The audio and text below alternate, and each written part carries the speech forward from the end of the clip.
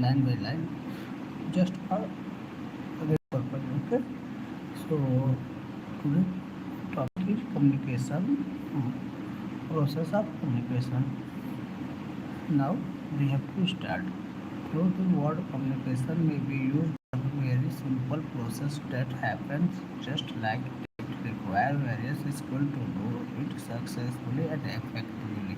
Especially in professional life, the various skills required the effective communications are: first one is intelligence, subject competence. Second one is language skill. Third one is organizational, systematic and structural presentation skill competence. Fourth one is awareness about channels and coordination. The fifth one is update knowledge of transmission device and method, example, etc. Now we have to start topic one. That is component of communication cycle. The process of communication requires few essential factors, and all these are equally important. Okay.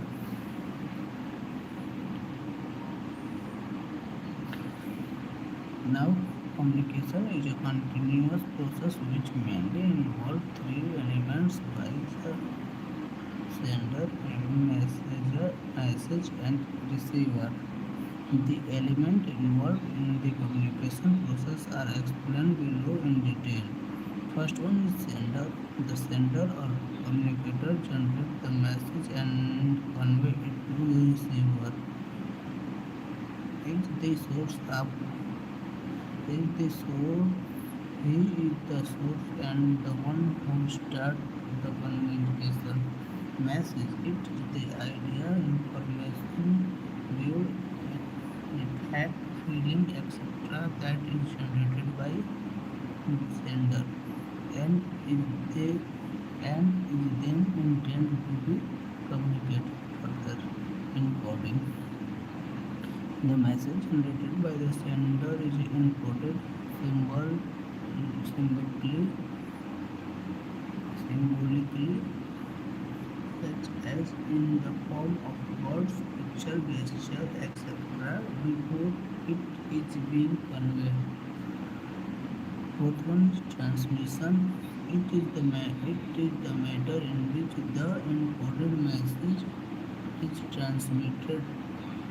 The message may be transmitted orally or in written or through non-verbal clues.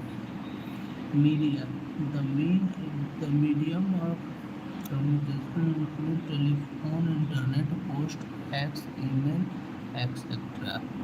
The choice of a medium is decided by the senders. Decoding: it is the process of converting the symbol encoded by the sender. After decoding, the message is received by receiver. Now, point number 7. Receiver is the person who is the last in the chain and from whom the message was sent by the sender. Once the receiver receives the message, they understands it in perspective and act according to the message. Only then the purpose of communication is successful. Feedback: once the receiver confirm to the sender that he has received message and understood it, the process of communication is completed.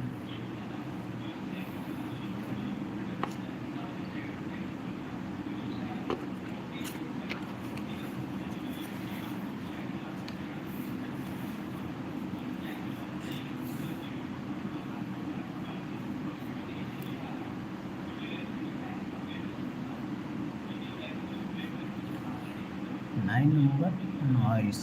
It refers to any obstruction that is caused by the sender's message or receiver during the process of communication. For example, bad telephone connection, faulty encoding, faulty decoding, inattentive, inattentive receiver, poor understanding, message due to prejudice or inappropriate gesture, etc. Remember, communication doesn't have uh, have charity or positivity. It is two-dimensional, dynamic, and interactive process in which the interactive as it does not just like that. At least two individuals, say one sender and one receiver, are involved to develop an understanding between them. It is dynamic because it requires energy and includes a variety of and activities. The whole process of communication is divided into 5 steps.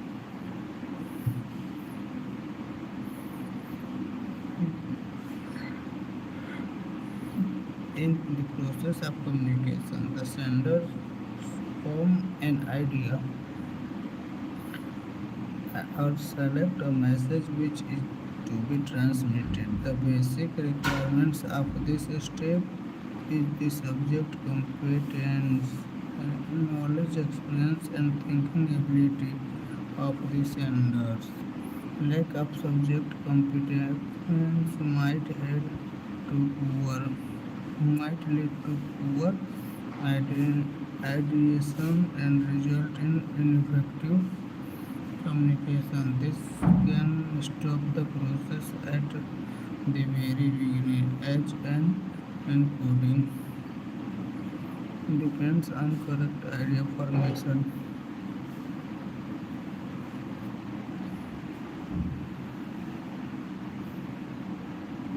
So here we can see the picture one process of communication. First, started by the sender. Sender have ideation. Now he encoding the message. Now the message was transmitted. Then receiver receive message and decoding. Then after understanding or getting message, receiver responsible. So these are the common language and it is information. Here response given by receiver. Now we have encoding. So encoding is the process of changing an idea into coded language. The language may be non-verbal and verbal. It is the second step in the process of communication. The basic requirements for these steps are the linguistic language skill and organizational systematic and structural presentation skill. Competence of the senders. The message is formed in this step. The type, style, tone, length, etc. of the following of the message are decided by the senders. Message once developed can be changed until it is with the senders. Once transmitted, it cannot be changed or stopped. Transmission. Transmission means the process of sending a message from sender to receiver. Transmission is also done by the senders. Transmission of the message can be done by one of various available methods. The mode of transmission is selected by the senders only, which depend on the need of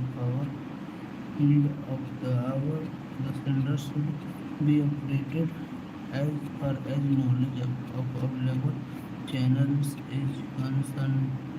concerned because the wrong selection of the channel may lead to the breaking of communication or to distortion of the message sent.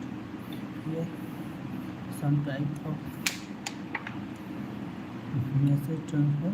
So we can see first one is face to face, second one is mobile, third one is electronic, fourth one is written, and fifth one is with podcast. We can send our message. Now here decoding. This is the step where the involvement of the receiver start.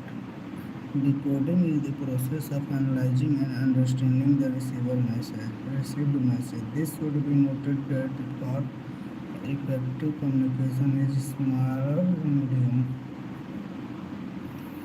Same language and environment should be available between the sender and receiver. The language, whether verbal or non-verbal, must be known by both parties. Hindi knowing person cannot decode a message which is in the Tamil language.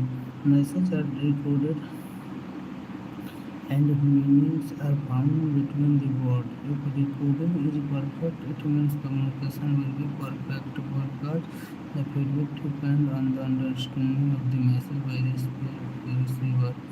Response or feedback. It tells a step in the process of communication. Response or feedback is the reply to a message. It depends on the recording of the message by the receiver. If recording is perfect, then the feedback will lead to perfect communication. If not, the process may lose its effectiveness. Hence, we can say that the effectiveness of the communication depends on the receiver's response to the message. If the sender receives desired response, then communication is effective, otherwise not. Let me check something.